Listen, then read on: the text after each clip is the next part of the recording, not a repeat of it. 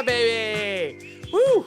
Not as smooth as last. Not as smooth as last Wednesday. A few hiccups. Us getting the stream going, and but hey, we're here. And we're on time, right? We're live when we're live. So I'm saying we are perfectly on time on this fine Sunday service. Alex Johnson, you fine handsome devil. And before we get into anything, I got to get one of those in because I'm sweating from the amount of shit we just had to do.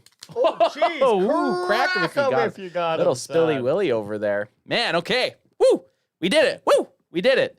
How you feeling? Good. I am a little kind of shaken from that delayed start that we had, but hey, we got here. We're in the clear. We did it.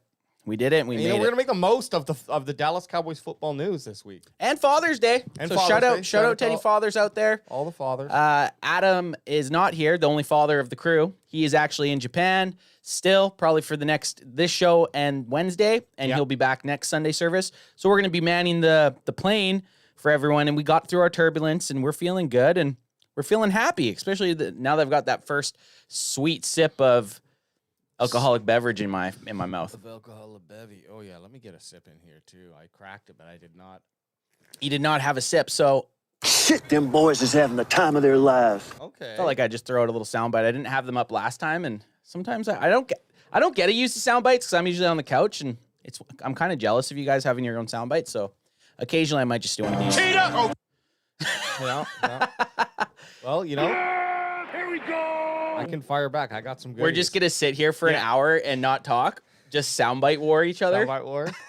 I mean, the hard part is you feel like sound bites get stale sometimes, but then also you have them for opportune moments, and they become like, oh, this would be a great a great moment to play soundbite insert here. Yes. And so you can't really get rid of them once you find. No, you need them, and they need to stick around. So we got chat bandwagon Baba. Hey boys, you have no sound. That was the preload. We knew that. She gave us a thumbs up. Oh, we are good. So we're golden. And we also got Rolando Rodriguez up in the chat. Cowboys CanFan, what's up from South Texas? Beer, cheers the beer. Cheers, crack them if you got them. Go Cowboys. Go Cowboys. And go Rolando. He's very consistent. Consistent comes in, drops what he has to say, gives a shout out to the boys, to them Cowboys. It's all we could want. It gives a crack 'em if you got him. Gives him crack 'em if you got That's him. perfect. It couldn't be any better than that. He knows the folklore. He knows the folklore, and that's all. That's what it's all about. You just need to get the emojis, the crack'ems, and the Go Cowboys, and that's a perfect message. And you know what work is for most people? What it's all about is obviously you want to feel good about your work, but aside from that, it's the money that you get paid. But we all know that Dak Prescott doesn't play for money. We know that quote, JK. But here is a big news of the week that kind of ties that in and paints the room a different shade of red, and I don't know why. But following Trevor Lawrence deal, Cowboys QB Dak Prescott could command $60 million per year. This is an article on Yahoo by Charles Robinson. Nice-looking dude, the senior reporter. And I have to say, Charles, not a real you're not really digging up any new news there. I think $60 million. It's kind of what we all expected.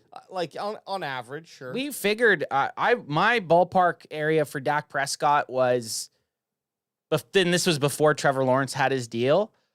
I was thinking probably between 57 and 60 is what Dak was going to end up getting. Yeah. So it's not with Trevor Lawrence getting that 55. I mean, that's kind of right on par for that. Right on par. And I'm not shitting on you, Charles. I know we appreciate the work that you do. But here's a nice little table from it, because I think what it really comes down to with these extensions is the guaranteed money. Whether you believe a guy is your quarterback or not, it's how much money are you going to invest in him, with the potential that an injury might be there. And as quarterbacks get older, there's more and more opportunity for those injuries. So I think that's what it really comes down to with these extensions now. That's what's been my thoughts for both the CeeDee Lamb and the Prescott deal, and probably the Parsons deal as well. Yeah, and it shows the guaranteed. Obviously, Patrick Mahomes, his contract came up before Joe Burrow and Trevor Lawrence. So it's a little lower than everyone else's. He's got the $140 million guaranteed, but he's also got the 10 years. So he's got a little bit of, and they're going to restructure. Like, 100%. Patrick Mahomes, he probably, if he has another season like he's been having, he's going to get restructured next year because you don't have the best quarterback in the game play out his 10-year contract. You basically, they do the 10-year contract so that they could move money around a little bit easier. Yeah. But you're not going to see him getting paid average of $45 million a year when you're going to have Joe Burrow and now Trevor Lawrence making $10 million more a year than Patrick Mahomes. It just doesn't make any sense. So I actually kind of like the way that the Kansas City Chiefs did the Patrick Mahomes. Because when they do decide to restructure, like you said, or extend, they could do that in year 6, or maybe there's a restriction there, but hypothetically, without reading the contract, so this might all not make any sort of sense. But like you could do it, say, like year 7, year 8, a little bit earlier than you normally would, and that additional money is already low. Yeah. So it's not going to roll over to be too much more. It doesn't bite you in the dick. Yeah. It doesn't bite. It gives you more flexibility with those 10 years. And that's why with even the Dak's last contract, the 4-year one, right out the hop, Dak had all the leverage. Because they weren't ever going to be able to move money enough that it didn't screw them over in his last year. And we're seeing that right now with Dak's crazy cap hits, right? They have no other way of moving it around. If he had a 5-year deal, well, they still would have been able to roll it into at least one more year. Yeah. Right? But they can't. They're shot. And I hate to say it, but at this point, it doesn't really matter. Any of the benefit of that additional money from signing Dak Prescott would have happened pre-draft, pre-first kind of first wave of the free agency. It didn't happen, so now it really doesn't.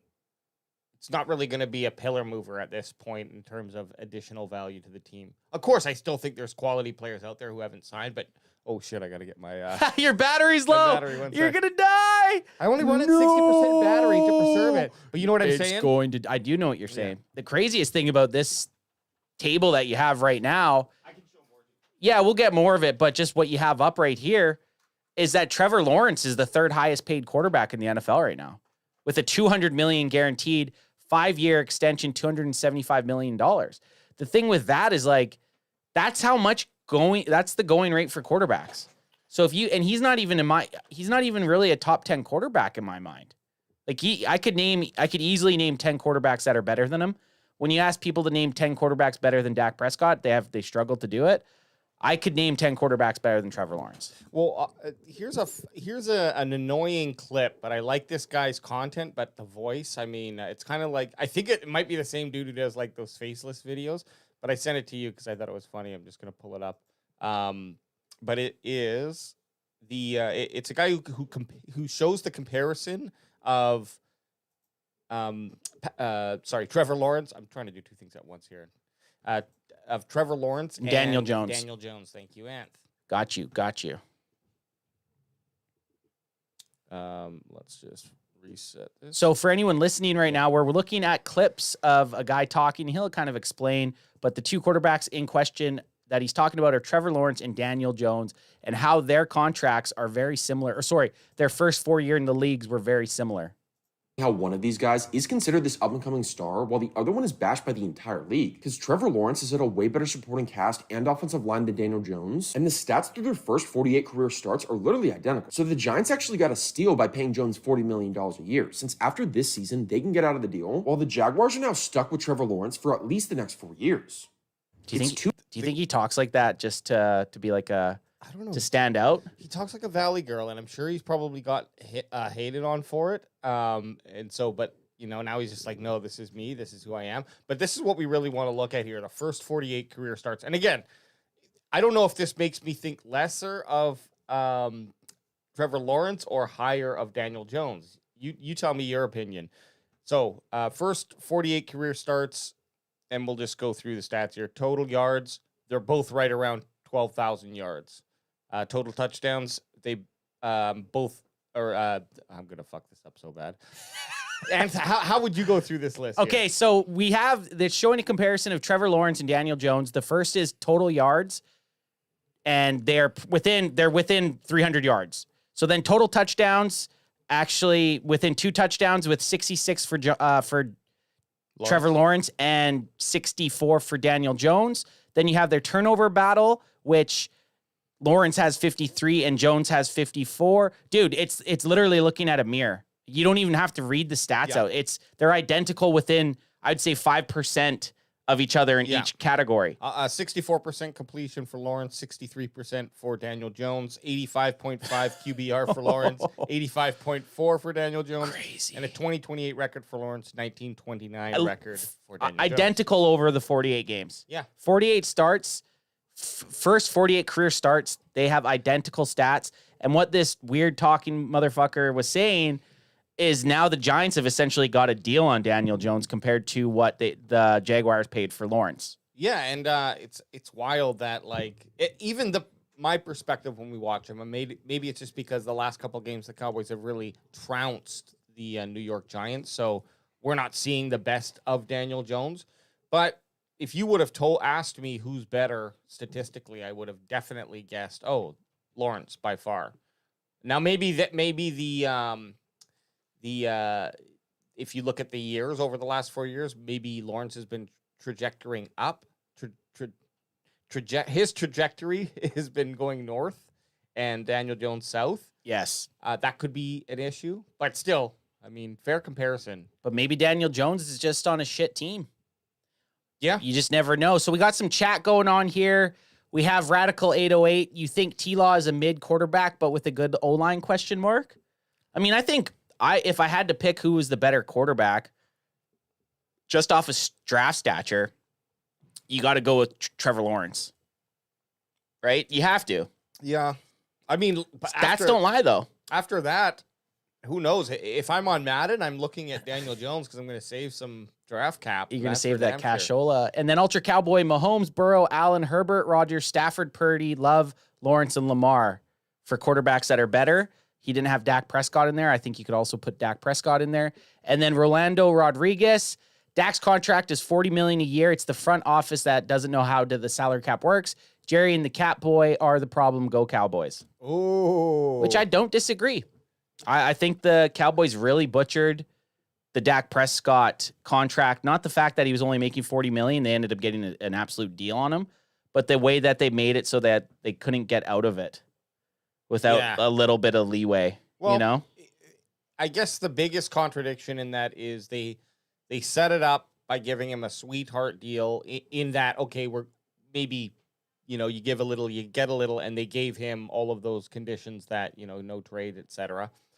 But if they do believe that he is the quarterback, then you would sign him. And if they don't, I mean, I'm not speaking anything magical here, but if you don't believe he is, then you've screwed yourself. If when you sign that deal, it's always hard to think this far ahead in the future, I guess.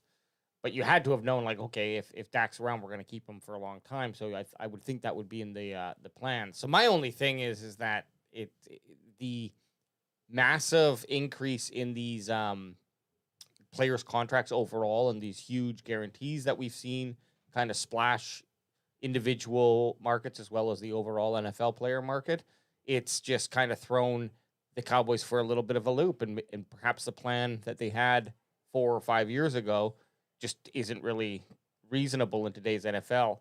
And with the power change too between the power that teams have and what players have, it's all changing, or maybe it's in that process right now, or it has changed. But there's something there that's keeping them from signing Dak Prescott to the deal that is in the same wheelhouse to say as Joe Burrow here or something. Well, they screwed up now by waiting for Trevor Lawrence to get a deal done, who Dak's numbers show he's better than.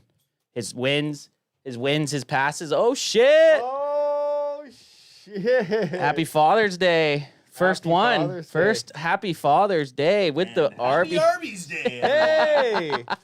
And I wish Arby's was a key sponsor. Oh, shit, yeah. Visited here with a delivery of a classic. Hell yes. I Arby. don't know if you actually wanted one. If you don't want it, I'll fucking eat it. Well, I'll have it. I'm gonna do a live bite of the beef and cheese live right bite on of there. the beef and cheese. Beef Visit here. Thanks, bro. Brother Adrian in the house. Congrats Dropping to off brother some Arby's. Adrian for his first Nat, Father's Day. Down Nat, what up? Yeah, we haven't seen Nate Dogg yet, but he should pop in. He's been working. Oh, has he been? Okay. Good. Oh yeah, the beef and cheese. Thanks, bro. All right. Thanks, Age. See ya. Well, that's a nice little drop off. Yeah, I'd say. But let's finish off this list here. I don't actually know. I think it's just going by. Do I have cheese in my mustache? Just a little on the corners there. There you go. Wipe it all over ad seats. It's a good look though. Wipe it all over ad seat. It's real. It's real modern. The cheesy beard. So here's our list of the top quarterbacks listed by their total amount in their contract, not the guaranteed. And that's where the biggest difference maker is. Like you said, Patrick Mahomes, 141 million guaranteed. That's wild. But after Trevor Lawrence is Justin Herbert, 262 mil. Okay. Lamar Jackson, Josh Allen, Jalen Hurts, Kyler Murray, Deshaun Watson. Watson is the next guy with the biggest amount of guaranteed money with $230 million. His entire contract was guaranteed.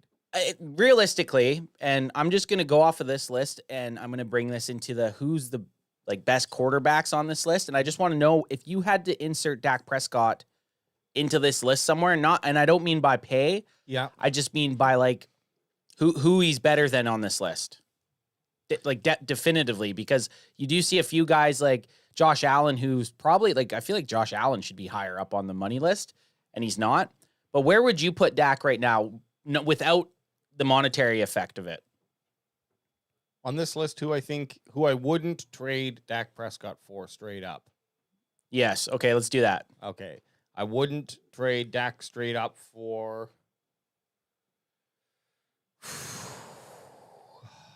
Okay, I'm going to start with Lawrence just because he's the first on the list that kind of piqued my interest. That one's a little interesting, and it's just the age. Yes. I think Lawrence, I would fucking flip a coin between the two of who is better. Obviously, though, statistically, and if I was just looking for 1 year, it'd be Dak Prescott. But if I'm looking for a yeah, that's kind of that makes it tricky. So we'll just go face value right now, Face value, okay. Without the longevity, without age requirements, really. I think Hurts, Murray, Watson, and Goff. Yeah, I think everyone else. I mean, Herbert. I think you're right. I don't want to say right Herbert, but I think I would. I think you're right. I think he goes somewhere. I think Dak should be put somewhere between Lamar and Josh Allen, or even below Josh Allen. Yeah, I think I'd take Prescott over Josh Allen myself. So would I. I think I would too. Josh Allen is a really interesting cat, though. But yeah. But any argument for the Dak Prescott hate as far as doesn't show up in big games, doesn't really win playoffs. Josh Allen hasn't really put the playoff wins on paper either. No, he had that fumble too. So it's an interesting thing, and every team's just got to do what works for them. But I just don't want the world to blow up when Dak Prescott gets paid $60 million, because that's the going rate. All of these other dudes, they're going to be higher than that when they get re-signed. Realistically, the Trevor Lawrence one throws a little bit of a wrench in everything, because I was kind of hoping they would get Dak for $55 million a year. But now that Trevor Lawrence signed for $55 million, you got to go with Dak Prescott somewhere else with that. You got to go higher than Trevor Lawrence. Or he's going to get higher guaranteed. You look at the Lawrence and Joey Burrow deal. They're exactly the same in terms of the length and the contract number, but the guaranteed is quite a bit different.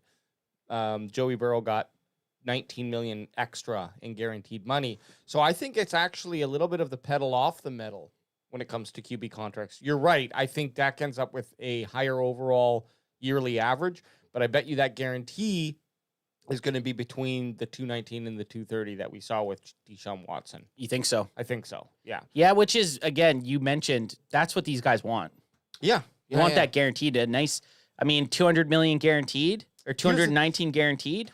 Put this into perspective. Could you fucking imagine? Any QB, you sign them for a 5-year, $280 million deal, $230 million guaranteed. So it's like a very, very significant contract. The biggest one in the NFL, actually, it would be. And they go out, they win the Super Bowl in year number 2, year 1 or 2 of that contract, and then they get injured the following season and they can't rebound and retire. Geez, I'm painting a morbid picture. Jesus. But would that contract be okay then? Because they won a Super Bowl? Yes. So it's wildly man, I'm telling you right now, Super Bowl means so much. If they sign Dak to whatever contract and he gets a Super Bowl in the first or second year of that contract, that contract is now worth itself. Yeah. They haven't made an NFC championship game in almost 30 years.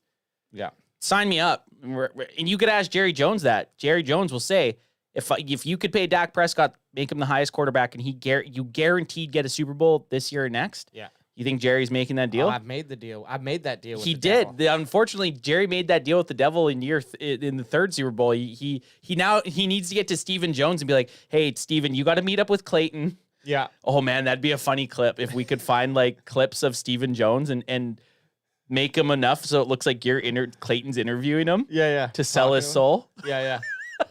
If we we just need interviews and answers. Oh, that'd be funny. Hey, maybe it happened. I bet you did. But all this quarterback talk has got me thinking, well, what about the rest of those Dallas Cowboy players? Yeah, because they're important also.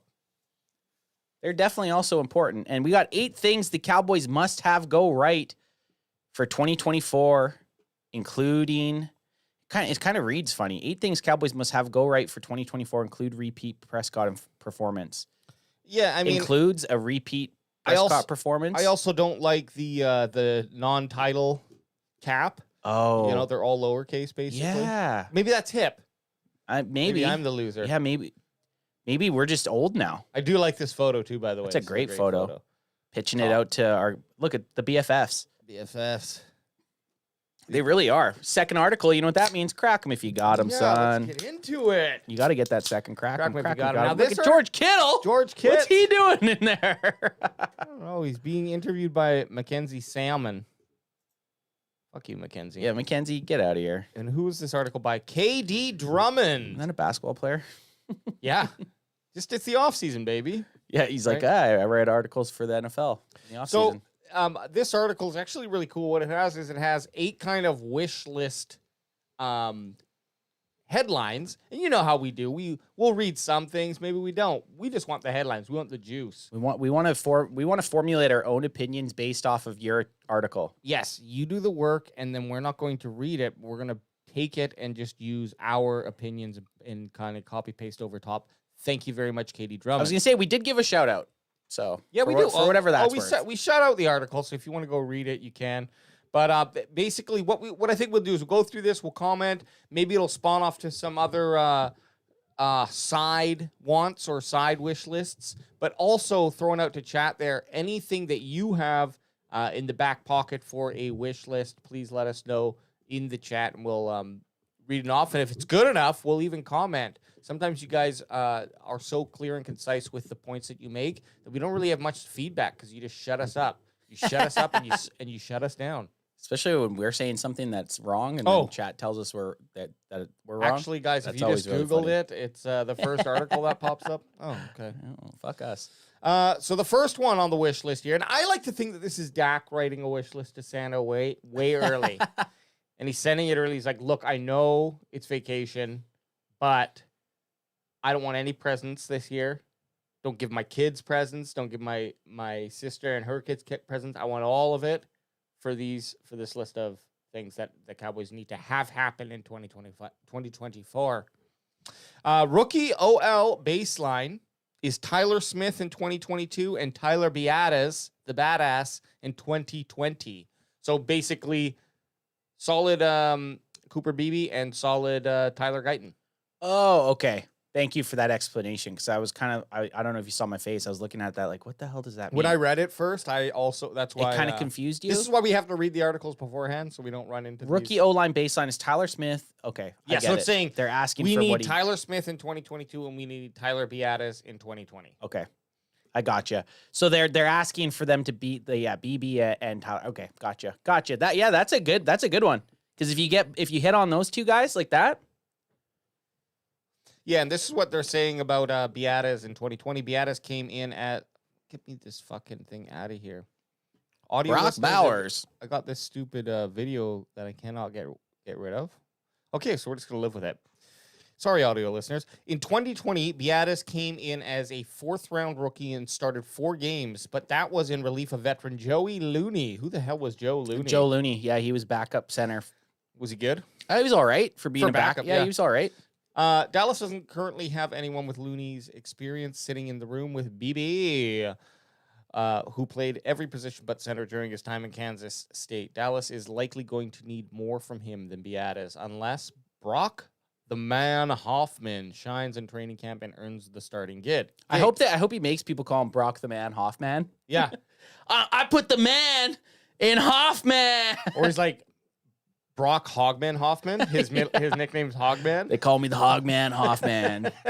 I'm Brock Hogman Hoffman. I like Hogman. I'm gonna just start calling him Hogman. The Hogman? We gotta just call him Hogman Yeah. now, and people will be like, it's Hoffman, right? And we'll be like, yeah, yeah. but his nickname. Yeah, no, but Since high school, since we've known him, since we've known him, he's always went by Brock Hogman. Hogman Hoffman. We're gonna say this because we know Ad's not gonna watch this episode, so we're just gonna call him Hogman, and then we'll see how long it takes for Ad to then start calling him Hogman. The Hogman. If you can refer to him as the Hogman. The Hogman. That's how I'm just gonna call him, the Hogman. Okay. But yeah, it's true. We hope for that. I mean, Tyler Biadasz, I liked him. I always thought that he played above the skill. Yeah, he was a 4th round pick. Yeah. Like realistically, he got in there and he started skill games. we got was, I mean, yes, certainly he benefited from being like having that rock solid Zach Martin beside you. Yeah. But so did every other guy who stepped in on that line, right? Oh shit! Ads in the chat. Hogman this. He's lurking. Damn it! Our plan just ruined like that. Oh well, now Ad's on the train. Where were you when we needed that password 45 minutes ago? Yeah. Well, now Ad's on that Japanese bullet train to Hogman Town. Hogman world. The thing with Biadasz is I don't mind the fact that get rid of him before you have to pay him a big contract and then try to find the exact same thing that he did for the 4 years. Yeah. By drafting BB. Like, it's the way cheaper option. 100%. And I like that move quite a bit. I mean, shit, I was extremely undervaluing what Biadasz went for in that open market. I think I had him at like between 3 to 4 million or something, maybe 6 million at the max. And I think he got 10 million. So just obviously couldn't keep a guy like that. And, more power to him. Love the guy. He put in. Where'd he go? Good question. Where'd Biadasz go to? And I got a little. Ad said, check your phone. So he just said, you got it on. That's what he said. You got it on. We did get Washington. it on. Oh, another one. Yeah. Another one snagged. Another one snagged by Dan Quinn. You know, DQ was just eyeballing him in the Get Hogman in the shower room. Hey, Hogman. The craziest thing is they called the Washington Redskins back in the day. They were the Hogs. So he just kind of naturally went to the Hogman. Oh, Hogman's Hoffman. Yeah. Oh, sorry. Yes, you're right. I'm already confused. See, now Biadasz the badass. I'm confused in our own lore. Okay, and then for Guyton, there's hope there. In 2022, Tyler Smith spent the entire offseason and most of training camp playing left guard. It wasn't until close to the regular season that, we all remember it, Tyron Smith was lost, and Tyler Smith had to move outside to left tackle. It's almost like one of those old kind of ninja movies where the dad gets injured, but the son has to step in. I don't know if you remember, this was not the storyline, but like the Three Ninjas era, or like that type of kind thing. of that esque. That esque, yeah. Where it's like there was always like some very dramatic thing, and it was always way too much for the young kid to take on, but they took it. But they had to. Oh yeah. Okay, well look, we have high hopes for Guyton and BB, and I think where I'm sitting right there is pretty lukewarm. I have high expectations. I believe what I hear about them. I think the physical traits are really, really good for those guys. The meanness is really what I'm excited for because I've heard that BB's got that bit of a mean streak to him. And Guyton also having that tight end experience. I just wonder what that's going to do for him. Is that going to really help improve him and accelerate his learning into the NFL? So there's a lot of excitement, a lot of question marks, but I'm not worried at this point. No, I'm not either. To be worried about. The O-line, I like it. The only thing that we have to be worried about, and we touched on this a couple episodes because Ad was still in stewed when we were talking about it, is if Guyton gets beat out by Chuma Edoga. Oh God, that's if Agoda beats him out, then there's some scare. So as long as that doesn't happen, he's gonna have rookie growing pains. They all do. But just do your thing. Trust your athletic ability and trust your coaching. Unless Edoga has been holding all of his experience for this year, and he levels up. He levels himself up extremely.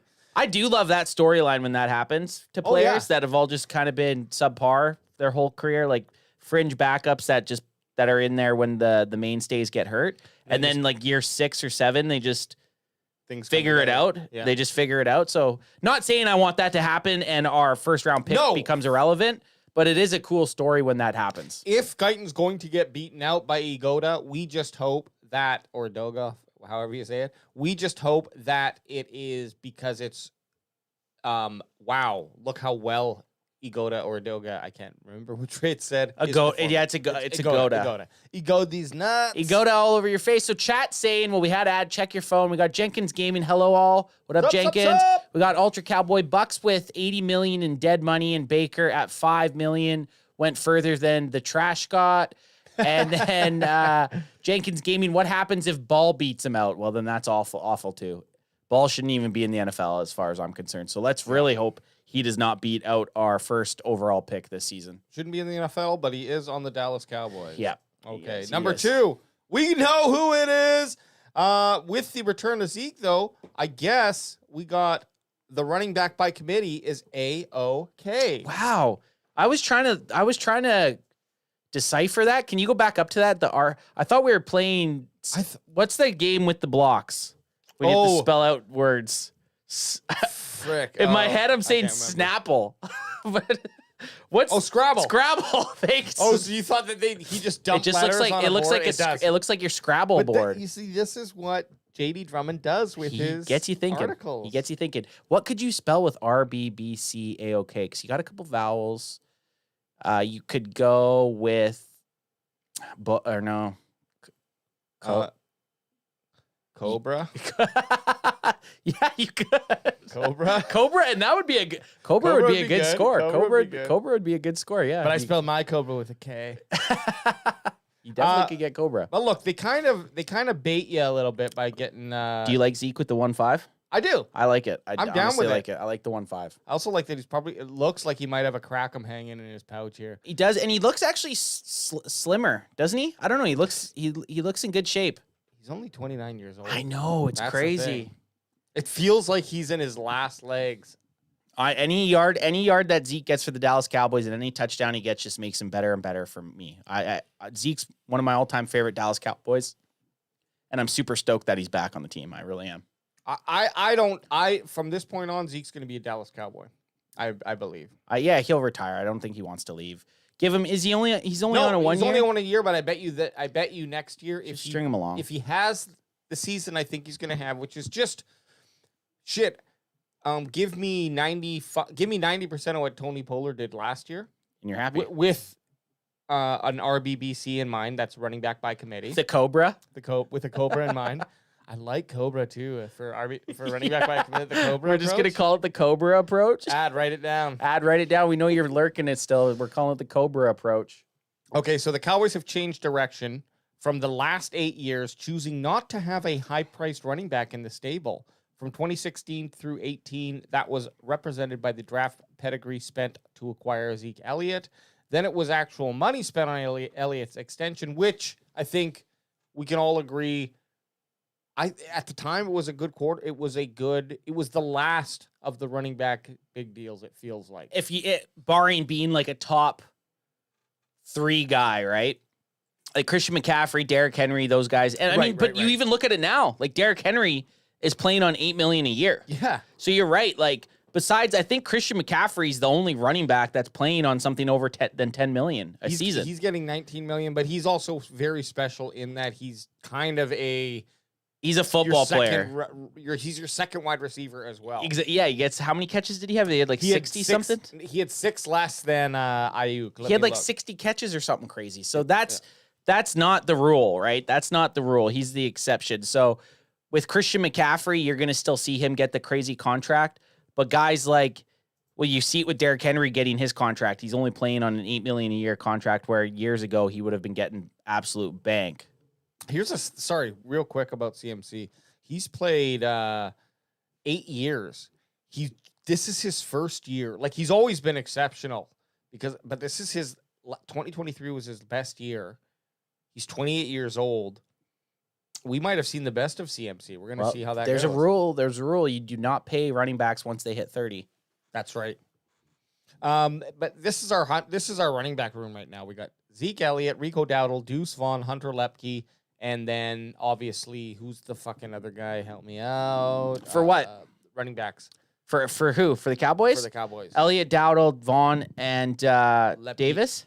Lepke, Davis, and there's the guy that we signed, Royce. Oh, yeah, Royce 5'9", that ad loves. Royce 5'9". So it is it's a cluttered running back room, and the way I always look at it is like I would much prefer a star to rise. I would much prefer that cream rise to the top, so I can scoop it out and put it in my coffee, salt it up in the morning. I love a salty cappuccino. Rolling up to Starbucks. Hey, I'll get my 2 and 2. Oh, 2 sugars, 2 cream. No. Ew! 2 salt shakers. 2 salt. You devil! Don't put sugar in there. 2 full salt shakers. What kind of animal has sugar in their coffee? Salted coffee. I bet you wouldn't taste that bad if you had a little bit of salt in a coffee. I could imagine a little bit of salt in the coffee. I like to put a little bit of salt in the old beer sometimes too. Salt in the beer. When you're sweating, it's kind of nice. You put salt in the beer. What about a little clam? Oh yeah, a little clam too. I think anyway. That's a Canadian thing, by the way. The clam is, but they in Mexico they also do a bunch of different little mixed drinks, which I don't get. I usually just get the drink straight up. But I will put salt in it because you're sweating all day and you need to get that salt back in your body. Interesting. It also does it make it taste different? No. I just a little pinch. You know, I saw Salt Bay it. I saw some. You Salt Bay it. Salt Bay it. You Salt Bay it in, so a bunch ends up on the table. But I saw some local families doing it, so I was like, okay, I'm going to do it too.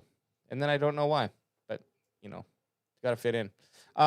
Number 3 on this list, and let me know if there's any wish lists that pop up in chat because we can always hit those first and see if they are. Well, here, let me get you going on here. We got with chat. We have Jenkins Gaming saying, "Is there a rumor I read last night? Dallas was thinking about getting Amari Cooper back."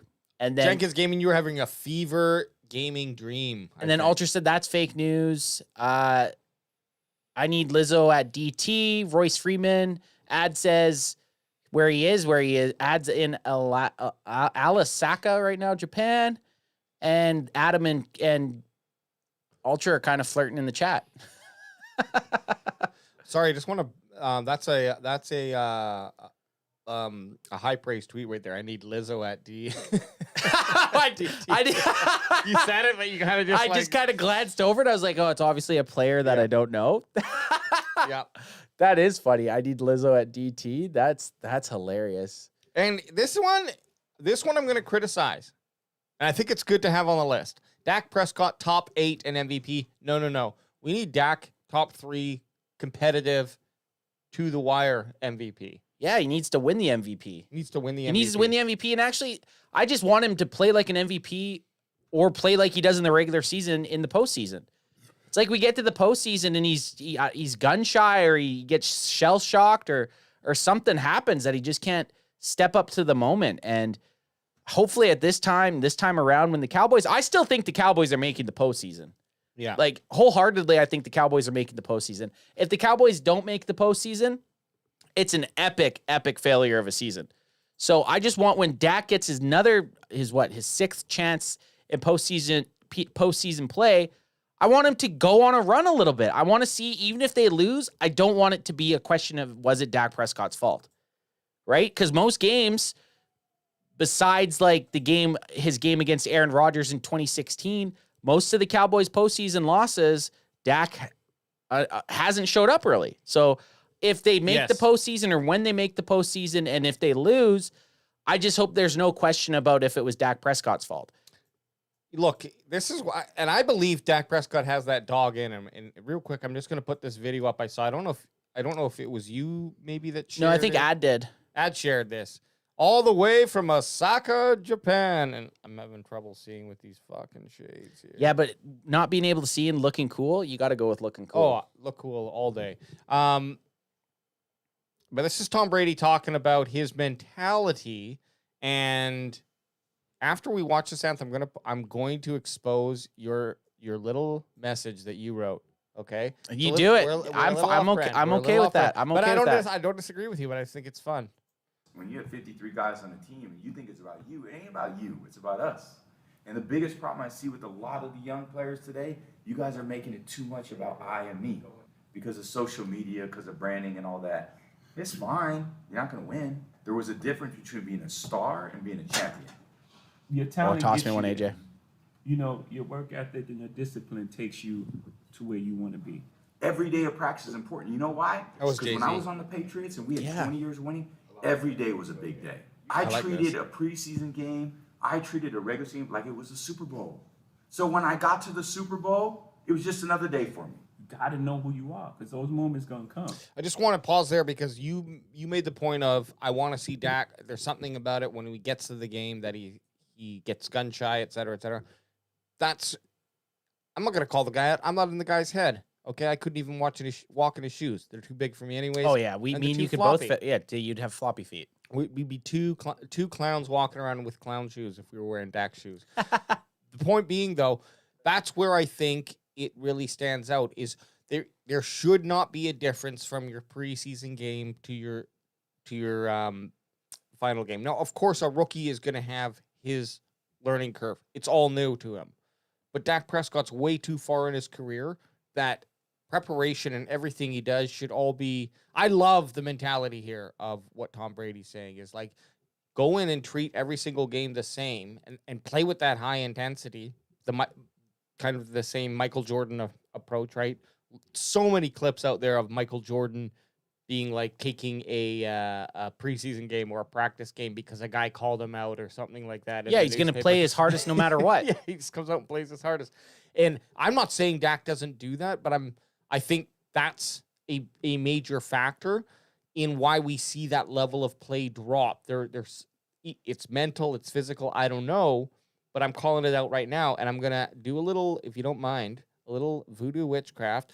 Hookity boogity boogity boop. And there we go. Now Dak's not gonna have that problem anymore. I just got rid of it. And you know what? But you I have dispelled to, him. but you have to christen it with a Crack 'em if you got 'em, son, on this fine Sunday service, baby. So yeah, I think we both agree top 8 in MVP is a little low for an expectation. No, yeah, he needs to be top 3. It's got to be top 3. And that's what he meant, right? Like top 8. He needs to be in the top 8 of like he needs to be top 5 quarterbacks. He needs to be he has to have a top 3 statistical season. He has to. There's no other. I'm not top 8's just not going to cut it. I don't really think I see much here in terms of explaining that, but regardless, we're taking the headlines, we're making our most of it, and we appreciate Katie Drummond for writing the headlines. I like this one. Mozzie Smith can't be a net negative when on the field. Scroll that down a little bit more. Let's Oh, get yeah, his whole big head in there. With the fucking... Oh my God! Look at him. He's lost so much weight in his head. Oh my God, why is his head so small? Oh, his helmet's huge. Look, I agree. He can't be a net negative when he's on the field. He's got to be a playmaker. Fuck, no player, but in fairness, no player can be a net negative. If That's they are a true. net negative on the field at this point, get them the fuck off the team. The Cowboys are too far ahead in their golden age, and I'm calling this a golden age, with how they've drafted. And that golden age started, by the way. It started when they drafted both Dak Prescott and Zeke Elliott, and when both of those guys arrived in the NFL. Totally. Zeke came in with the expectations already on his shoulders, and Dak came in and had to shovel that weight that he was given. But then they doubled down with Michael Parsons, yeah. CeeDee Lamb, Trevon Well, Diggs. That's what I'm saying. Like you're right. But it started. Yeah, totally. It started with that package, and now that package Damn, it is drives back. me nuts. How have they not made a conference championship game? There honestly is not a reason. Makes with the no skill, sense, with man. The skill. When you look at the big players that the Cowboys have, and every single other team has the same amount of money to play for skilled Makes players. no sense. It doesn't make sense. But look, if there's anything that we can go off this year, it's, well, all of the chips now are in play. If they weren't all in play last year, okay, now it is. Overshown's back, right? Trevon Diggs is back. We have a couple of actual true linebackers. And no offense to LV, I love the dude, but I was waiting for him to get injured. And every time he went to tackle, it was like, fine, he's tackling a guy, and that's Yeah. great, and he's there, but he doesn't have that ferocity. The craziest and the craziest thing with his injury, it wasn't even him making a tackle. no, It was him actually not making it was him like second guessing himself. and then the guy. Then he pushed went him. into Trent Williams kind of, did whatever, and he kind of went head first and Played football. He played football. played football. But you're right. He just didn't have that ferocity. But weren't you just waiting for that anyway? Oh, Like, it was bound to happen. LV actually was having a pretty good game stretch in the middle of the season before he got injured. And I'll say this, every time LVE was injured, you would notice the defense take a drop. yes, oh And yeah, I was hypercritical on him. yeah, no, that's 100%. But you noticed when he wasn't on the field, the defense did get worse. But would you have noticed if Kendricks was here? That's the question that's going to be answered. I can't wait to see it. But like back to this, Mozzie Smith can't be a net negative. You're right. No player can really be a net negative. It's just the spotlight's on you a little bit more when you're a first round pick. First round pick, now shoved into the spotlight. Year 2. A lot of controversy surrounding how you are kept. How you've kept yourself physically as a player. Not that you're not trying hard, but that maybe you're trying a little too hard and you're slimming off the pounds in a position that needs some weight. Get that man a Whataburger. That's all yeah. I gotta say. You know, Zimmer's gonna have some burger eating. Waking him up reps. at 2 a.m. to eat like 12,000 calories or 1,200 calories. I brought you some waffles with some maple syrup. Drink it. Eat it. This sentence right here says it all. He doesn't have to be a star, but he does have to be serviceable. That's it. Hankins. No, Mozzie. No, that's what I'm saying. Oh, yeah, like what Hankins was. What Big Hank's was. Big Hank didn't even have a very good PFF score. He was like piss red. Yep. Or that dehydrated yellow. But we noticed when he was off the field. But you noticed when he was off the field, he was taking up blocks. We just need Mozzie to take up blocks and do what he's supposed to do. And I'm expecting he's going to. He's got it in him to do. He's got to have it in him, and I seen the reps of him. I've seen him speak. He actually has not gotten a lot of media time since he was drafted, where he kind of was doing a couple of interviews, and then you look back at some of his footage. He's a big, strong, powerful guy. He seems to have that confidence. He seems to be like pretty playful with the game of football, but he just how is he going to deal with this adversity? You're the starter. It's on your shoulders. You're not the backup where you can have the excuse of being, oh, I'm a rookie and this, I didn't understand that. And I mean, there's always learning, but this is it. He should just get fat. Get real fat. Like just get to 330. Oh, fuck yeah. Why not, man? Hunker down. Just hunker down. Just become that anchor. Just eat. Just eat. You're on that defensive line. You're not going to get supplanted. You're definitely not getting supplanted if you gain another 30 pounds. Go to town. No, I'd have him do super heavy squats, super heavy deadlifts, and super heavy bench press, and then everything else. He's eating. I'd be getting him to go. I'd be like, hey, right now, before the season kicks off, before training camp kicks off, we're the Dallas Cowboys. We could basically employ anyone. We can pay someone enough and they'll come work with you. Pay one of these strongman guys. Like the dudes that are eating, 14,000 calories a day. Who's that guy we saw fight the two? Eddie Hall. Get Eddie Hall in here. Get Eddie Hall. Get on Eddie Hall's training program. Yeah. But like you see these strongman guys, like Mozzie's got that frame. Just put them on that. They do the workouts they do are for explosion and moving objects and to not get moved. So get Mozzie on the World's Strongest Man program. Yeah, I'm going to need to get my hands in there, actually, now I'm thinking about it. I'm going to need to get my hands in. I'm going to need to feel him about. I'm going to need to feel where he's weak, and I'll tell you exactly what needs to happen. Mozzie Smith, I'm expecting big things from Mozzie this year. I wasn't sold on him last year, but I think I'm excited for him this year. It's either hit or miss. That's it. That's what you get. Exactly. DeMarvion Overshown becomes a chase and hit star, and I mean, the dude put on his weight. Give us a little scroll down there, AJ. Sorry, I keep doing that, cutting them off. There he is. I'm excited for this guy. I really wish he would have stayed with number 35. Yeah. But it is what it is. He went to 13, I believe. He switched to 13. Oh, yeah, he's still wearing 35 in this one. I thought his there's a picture of him now. He's got longer hair. Yeah, he's got longer hair. He's rocking that 1-3. I'm excited. I'm excited for him. I was excited for him last year. We watched the preseason game against, I forget who they were playing, but their first preseason game, the Cowboys, and he was just knocking people around. And I was like, oh, man, we got ourselves It was one. all over. Look, two things. Number one, I'm a little nervous when a guy gets injured like that and he's got a full career of football ahead of him. It's just like same thing with LV. You're just waiting for it to happen again. Oh, and it's your knee, too. Yeah, knock on wood.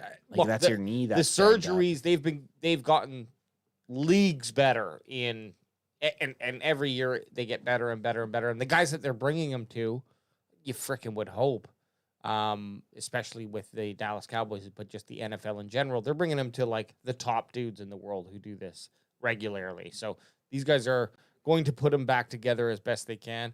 But yeah, I'm excited. I like the weight that he's put on. I think he's in that new Goldilocks zone for linebackers for weight. He's like 235. Yeah, whereas you don't lose your speed.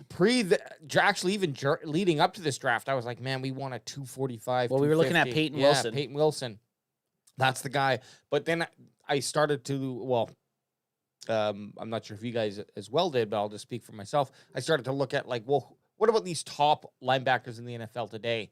They're all 235. Fred 230. Warner. Yeah, they're not like He's not huge. no, because all that science goes into getting the most bang for your buck out of your weight. Where you can still throw your body around and be imposing, but still not lose speed. Not lose speed, maximize strength. It's all, all the tools are there. And if I can look it up on YouTube and follow a guy's shorts for a day and build out a perfect routine for myself, so can these Dallas Cowboys. But I will say this: our linebacking crew's exciting. oh, so much more exciting than last year. The Dallas Cowboys linebacking room compared to going into the season, they went into the season with Leighton Vander Esch and Damone Clark as the two linebackers. Like on paper, that's who they went. Yeah, that was their two linebackers this year. Well, because Overshown got hurt, right? So this year you're going into the season with Eric Kendricks, Damone Clark, our guy DeMarvion Overshown, Lufa Maurice. Yep. And I think that's it. But that's four really juicy dudes. And there's one more. Fuck, he was on the team last year. Oh yeah, they brought him back. What the fuck is his name? Why can't I think of his name? Starts with a D. Chat, what linebacker did the Cowboys re-sign? He was drafted by the team, went away for a season, and they re-got him here. Pulling him up. AJ's on it. I'm going to feel like an idiot as soon as you say it, too. You're racing chat right now. Oh, man. You're racing chat right now. Who do you got for linebackers? I'll tell you who it is on the depth chart there. Oh, no, it's so Buddy Johnson, Marquise Bell, Jason Johnson, Damian Wilson. Damian Wilson? Yeah. I knew it was a D. Damian Wilson. He's third back on the list. They still got Marquise Bell up here, who I do not. He's not a linebacker. No, Marquise Bell has a lot of fun fire in him, but playing him at safety that's even more exciting. Yeah. Get him in there as like a hybrid. I don't mind the hybrid safety linebacker, but I want them playing safety. Yes. You know what I mean? I don't want them playing linebacker on first down. No. I want them playing linebacker on third down in a passing situation. Yeah. Not with still some real linebacker out there. Yeah. I want them where you think they're going to pass, but still might run. So the issue is it's all matching up their lineup, right? So if they bring out a bunch of wide receivers, so at least if they're about to come up and block you, the guy blocking Marquise Bell is going to be a wide receiver. Getting knocked on his ass. Not a fullback, not another lineman, not a tight end. That's what you don't want, right? You want a guy smaller than Marquise Bell coming up to block him. Yeah. So I don't mind him playing linebacker, but in a situation where they've already rolled out a passing offense. Yeah, and that's the other layer of defense and offense that does not get taken into account is how well can these guys block. Logan Harlan in the chat, though. Damian Wilson, he got it. Yep. Damian Wilson, he got it. So high hopes for DeMarvion there. And I'm going to pause. Oh, I thought it was a little bit more. Finish this. I'm trying to get one more crack in me before we finish this. So okay. I'll do one more Crackem too. What number are we on? 5 here? Not 5 Crackems, but topic 5. Yeah, all right, gotta get a good 6. We need to get a 6 back in us before we do it. You getting that one in you? Well, I'll get this and I'll start distributing. The next one here on our list, Trevon Diggs doesn't have 1 year recovery from ACL. This one's tough to swallow because it's the most probable consistent thing. Yes, you're right. Unfortunately. How many guys come back from an ACL and hit what they were doing? 1. Adrian Peterson. There you go. He's the only dude that and actually was better somehow. And he ran for over 2,000 yards. I mean, it's rare to come back from major surgery. The only thing in his corner is it happened so early on in the season. yes. Like, I think it still happened. I think it happened in September. Man, I remember being at work and getting the news that he tore his ACL. That was a tough one to swallow. It was in September. And I'm not going to...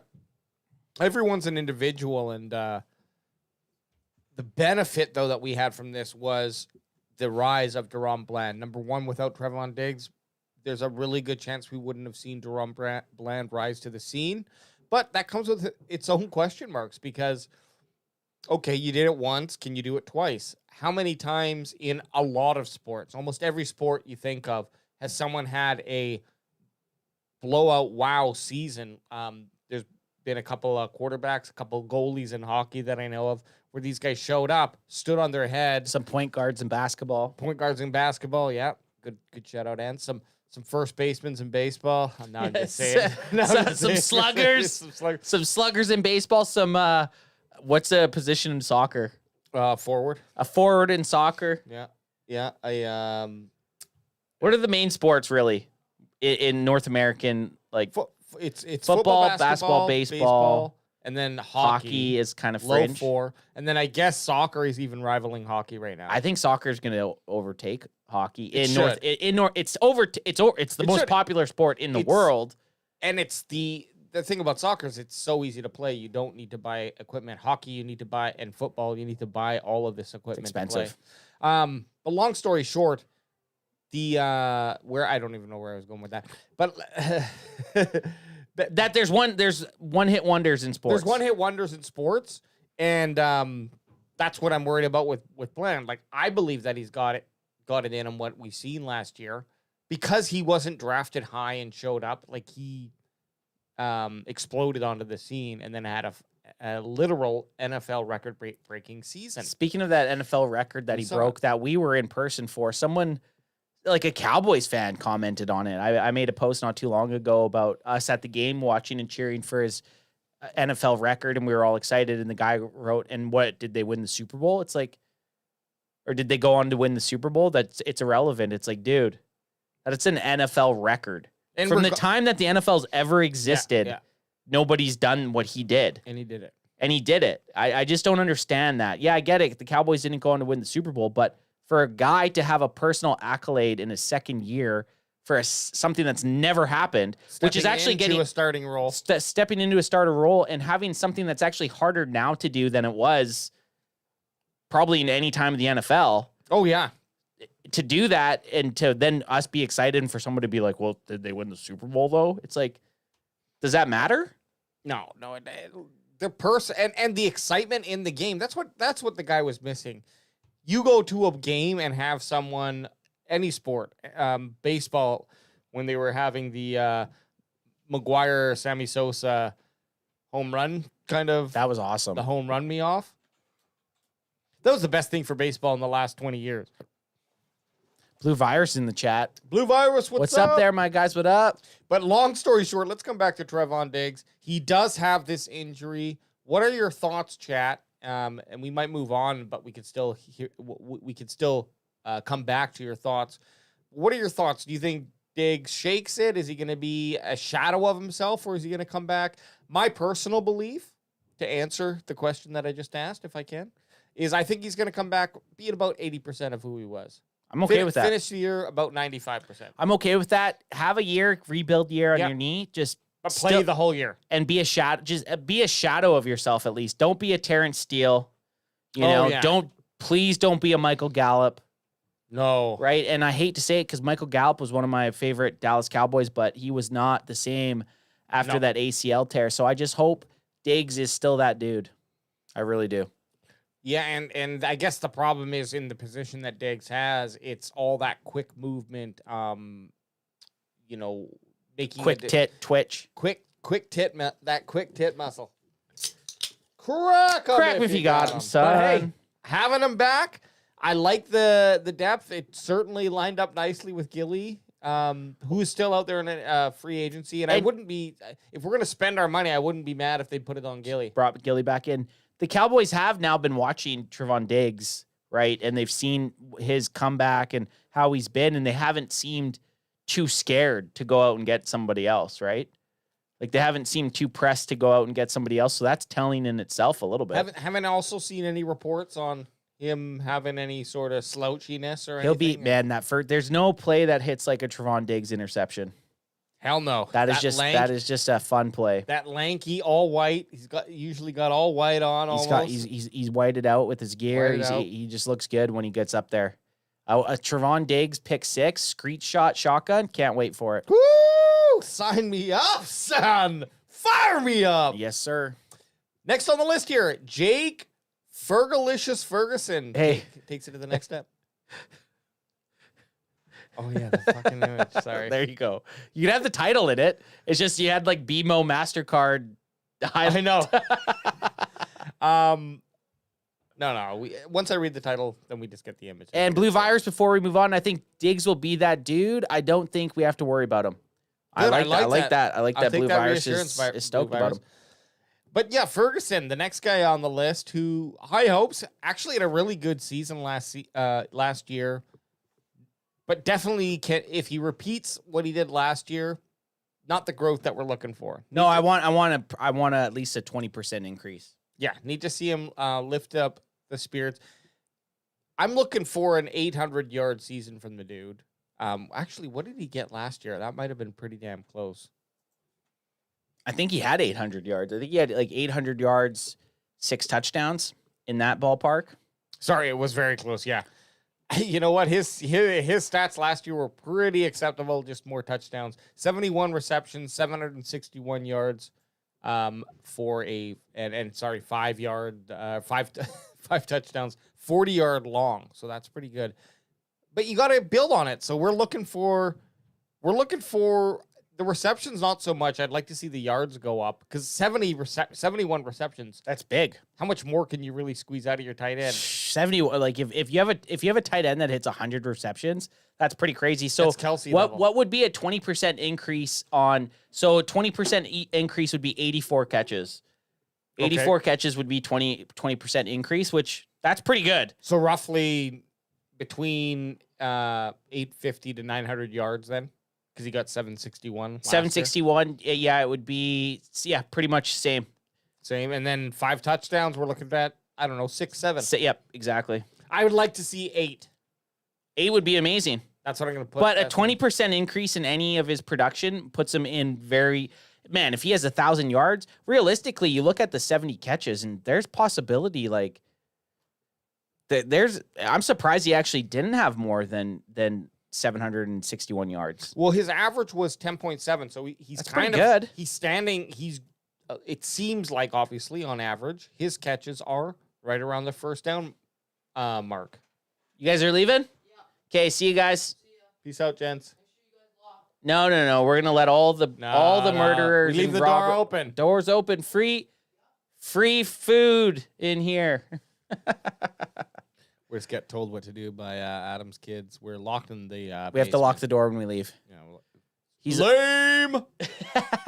But Fergie, 20% increase. Even if he has that kind of stat line, I think he has more in him though. I do, and I'm excited for it. Yeah, totally. I think he's feeling comfortable. Last year there was the question mark. There was him, there was Hendershot, there was Stevens, there was Schoonmaker who they drafted. So there was a lot of question marks. I know Stevens didn't actually make it to the season, but in the whole build-up, he had some really, really good hype around him. He did, and it's funny that you say Schoon. Jenkins Gaming was asking, is this a make-or-break season for Schoon? That's a really good question. He was a good blocker. That's the thing. If Schoon's going to come in and be now, his value is going to be too much as a tight end, so you're not going to get a second contract out of him unless he just does not perform and all he is a blocker, which is really sad for a second round pick. I do have to say. So that's just you're not banking on drafting a tight end in the second round and having him just be a blocker. Here's the problem I have with Schoonmaker. We got CeeDee Lamb, we got Ferguson. Those guys are eating up probably close to 65% of Dak's targets. Just those two guys, maybe even more.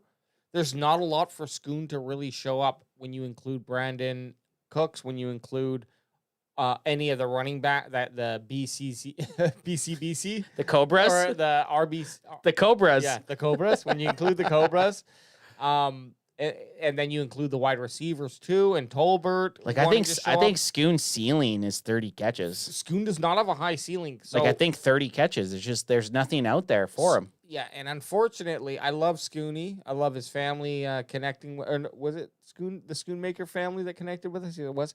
But Scooney is a boat sailing in the wrong directions, unfortunately, for the Cowboys. Now, his saving grace, like you did mention, is his ability to block. And if he is going to be like one of those Dallas Cowboys traditional linebackers, but the sixth linebacker, okay, I can make amends with that, right? If he's going to be the guy who comes on and blocks as exceptional as we've seen the offensive linemen in the past block, sure, okay, that'll make it his contract worthwhile. He had some chances too early on in the season. Yeah. And like the Eagles game where he just missed the touchdown by this much. Like there was chances for Scooney.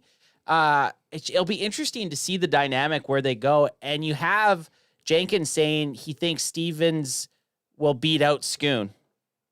John Stevens. Yeah. Well, this is the thing.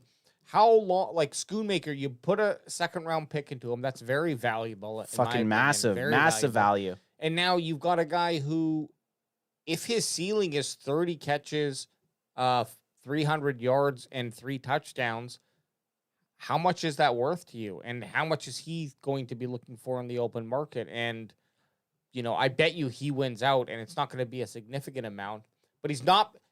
The unfortunate thing for Schoonmaker too is he's in zero position to really showcase his skills as a number one tight end because Ferguson has completely solidified himself in that position. When you get your chances, you have to make them count. Yeah. That's what it is.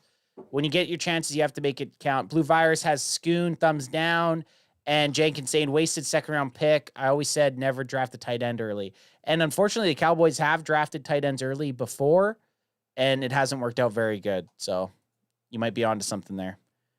We don't hate it. And I'm going to do this real quick. Terrence Steele bounced back to at least 2022 level. We've said this before, and look at that. This. Is he doing the Michael Jackson kind of?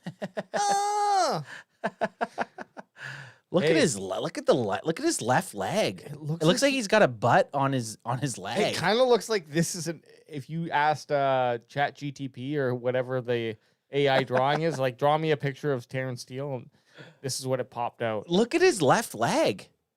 Do you see what I'm looking at? Look at this here. Oh yeah. He's got like a butt on his left leg. He's got fat leg syndrome. I agree with this one though. No. If the Cowboys want any success in the running game and hopefully the passing game, Terrence Steele, we need you, bud. You were playing so good. Oh, and this is when we were talking about ACL guys coming back from and Trevon Diggs. We didn't even mention Terrence Steele. No. Who's been like the creme de la creme of not being someone that bounced back very well. Well, we were saving it. We were saving it for this. Say. It is true. You got to think, if we eliminate all of the question marks and then additionally add on that Terrence Steele is going to be who he was in 2022, we've got a really solid front line. Yep. We've got 2 All-Pro. Yes. Saying that right? Yep. All-Pro guards. Yep. And then a potentially was playing at an All-Pro in level 2022 before his injury. Right tackle.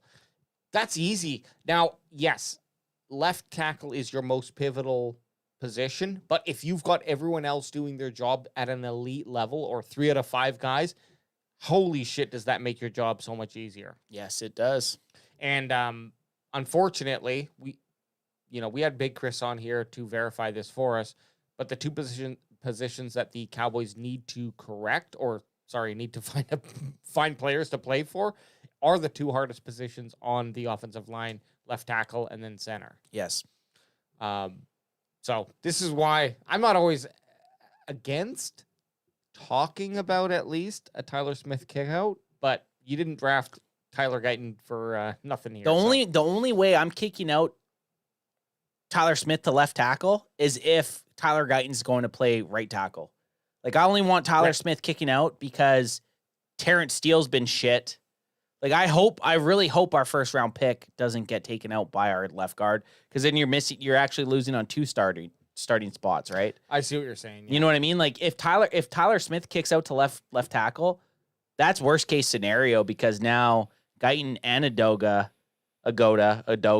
are garbage. Sure. Yeah. And now then you're asking BB to play guard and Hogman to play center. Like, it just gets messy. Look, if Hogman's not at center, I'm going to be pissed. No. I want BB. No, but look, end of the day, Steele had a great 2022 season. And in fact, I'm going to pull that info up here on PFF. We haven't opened it up for a while, but just to give some context about Steele here. Steele. Terrence Steele, who bounced back not very well from his ACL tear in 2022. All Cowboys Nation, before his 2022 season, Cowboys Nation wasn't too fond of Steele. Then 2022, he was kind of shutting us all up. Then he got hurt. And then last year, obviously, we watched him get beaten, burned by quite a bit of people. But we'll see. I just want to pull up his... Can you drag that into your other screen? I will. AJ? I'm just getting to the right one. We're going to drag it over. Okay. Here we go. We do things raw and hard on CanFan, baby. Yeah, we do. Well, what I want to scroll down to is his season grades. Can you see that? Perfect. Okay. So you can see his 2022 was by far... Oh, yeah. Look at his run blocking, man. Yeah. Terrence Steele's run blocking in 2022 is 82.1. Overall, 73.9, best of his career. If you watch his trajectory from 2020 to 2021 to 2022. Yes. It's the perfect trajectory as a guy that you drafted. What you want to see. That's what you want to see. Got better every single year. And then huge jump in year 3. Huge jump in year 3, and he was off to, like we talked about, maybe an all-pro selection, and then just last year shit the bed. And that's what these injuries do to you. Like, the guy was playing unreal, and it's just hard. It's honestly heartbreaking, especially if he doesn't ever bounce back. Because it looks like he had figured it out, and then it's like it's purely a physical thing. It would, yes. It would have to be. There's no explanation from it. Year 3 is kind of the year where you decide if you want to keep or move on from a guy. They saw what he did in 2022, and they paid him. Yep. And then he got hurt, and then you just see him have a pretty bad season last year. And I hope he can bounce back. In this case, so I hope in the Trevon Diggs case, no bounce back season. And in this case, I hope just it was bounce back season. The ACL injury. And look, at the end of the day, he did play an extra almost 300 reps last year. So it could have been that too. Like, yes, getting you, like, if you look at his reps here, he's been 970, 910, 818 from 2020 to 2022, and then 2023 it was 1,178 reps. Yeah, because in his first year or his first 2 years, he was kind of backing up, but still playing a lot. And then finally in 2022, the only reason he's kind of low in 2022 was because the injury. Yeah, but yeah, his first 2 seasons, I mean, they had to start him when they didn't want to. Yeah, because of the Tyron Smith injuries. And then year 3, he figured it out. He had just figured it out, and then he gets hit with that injury. And sad. I think we got one more here. Oh no, that was it. Okay, I want to ask you, out of those, and just off your top of your head, what out of those those top 8 things that we need for the Cowboys to have a successful season, I want you to give me your out of those, if you can think off the top of the brain. Obviously, the ones that we just went over are going to be fresher. Yeah. What are 2 of the ones that you think have to happen? 2 that I think have to happen. I'm going to scroll up. Okay, you scroll. First of all, I do think yes, it was the most recent one, but I think offensive line is just so important. I think Terrence Smith bouncing back. Who? Terrence Steele. There you go. Hey, TS's, man. We I got know a lot of them. 4 T's and a Z. We've had it for a while. I want to make Terrence Smith now in Terrence Madden. Smith. Yeah, Terrence Smith sounds like a badass. It does. And he can play multiple positions on the O-line. Yeah, Steele bouncing back would be huge. It would just help solder off a point on that offensive line because we have a lot of questions on the O-line right now. Also, Martin, like, I love the dude. When he's on the field, he's always playing unstoppable, but he's getting older. Getting long in the tooth. Is he going to play 17 games this season? That's 18 weeks for this guy. It's a lot. When he started the league, there were 16 weeks. Yeah. Yes, he did. Now there's 18. So I wouldn't be surprised if he takes a couple bench games during the season. So you're saying Terrence Steele bounce back season is your first pick out of all of them, and what's your next? Next one's gonna be Mozzie Smith. Mozzie Smith, okay. Yeah. Mozzie, because we have no other option. He needs to show up. He needs to play well. Even if Overshown is a playing at like a 60-75%. Well, we got guys on middle linebacker. Kendricks, I'm expecting a lot out of him. There is no one to help out in the middle of the field on defense, on the middle of the offensive line. Mozzie Smith needs to be that guy, and if he's not, then it's fucking Captain Rogers. Captain Rogers! Bring in Rogers, the big boy. Captain Rogers. The big boy. So out of your 8 things the Cowboys must have go right for 2024, include repeat Prescott performance, you're saying Mozzie Smith to be serviceable and Terrence Steele being bouncing back to 2022. I'm going to side with you for the Terrence Steele. Yep. For the Cowboys to be successful in 2024, 100% Terrence Steele has to get back to what he played like in 2022, not 2023. And my other one is Trevon Diggs can't miss a beat. I think that Trevon Diggs bouncing back from the ACL, like he doesn't get that. Unfortunately, we can't have him have this 1 year get right season. He's going to have to play through the pain. He's got to play through the pain and hit the ground running. Is that what it is? Is it pain that's stopping I think guys, no, or you're uncertainty. I don't even know if it's that. That actually probably does have a very large part of it, but you just can't move how you did before. Right. Your knee it's healed enough to play, but it's still a little dumb. You're slower. You can't kick out as quick. You can't accelerate as fast. Right. You can't cut as fast. You can't play football as fast as what made you a great player. But you can get back to that point if you do the right moves. Obviously, We hope so. Adrian Peterson showed us We that. hope so. Yeah. Adrian Peterson's an absolute freak show, though. All right, guys, we will be back Wednesday night for the main event. Anyone that came by on Father's Day, this Father's Day Sunday, we appreciate it. We love that you guys stopped by and cracked them with us. We will be back on Wednesday night for the main event. Hell yes, son. And we love y'all. We will see you then. Crack them if you got them. Crack 'em if you got 'em!